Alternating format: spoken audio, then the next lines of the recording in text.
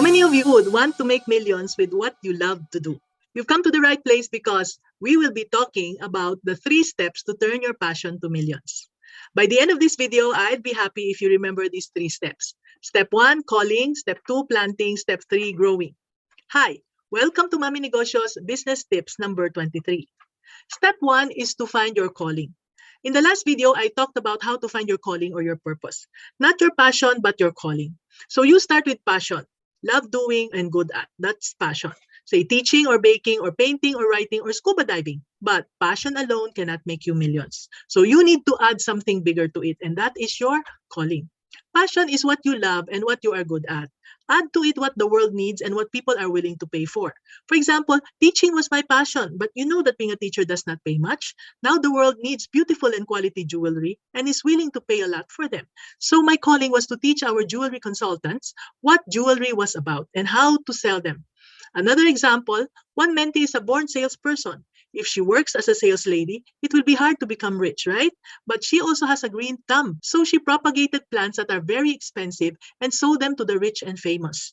I can't believe that she could sell plants worth up to 10,000 pesos or even 50,000 pesos for just one plant. So step 1 is calling. Don't stop with passion. Bring it to a higher level, to the level of purpose or calling by adding to what you love and what you are good at, something that the world wants and are willing to pay for. This brings me to step 2, planting. In my online courses, I teach this in the form of a triangle, and I call this the Business Builder's Roadmap. In the triangle, the base or the foundation is the business calling. Once you've discovered your calling, the next step is to test it. I want you to remember the metaphor of planting. In planting, you need to know the type of soil, the amount of water, and the amount of sunlight for a specific type of plant, right? Same with business. This is the mistake I have committed, and it's the same with other business owners. We start by making or buying a product, and then we look for the customers. This is just like planting without checking the soil. Very dangerous because it's gonna be hit and miss, mostly miss. The right way to do it is to look for the customers first. For example, I want to bake cakes for diabetics. Where are the diabetics in my city? What cakes do they want? What cakes can they afford? What are they buying now? Can I still make money when there are competitors? What can I do better that the competitor won't be able to copy me? There are so many questions to ask, and questions are free, right?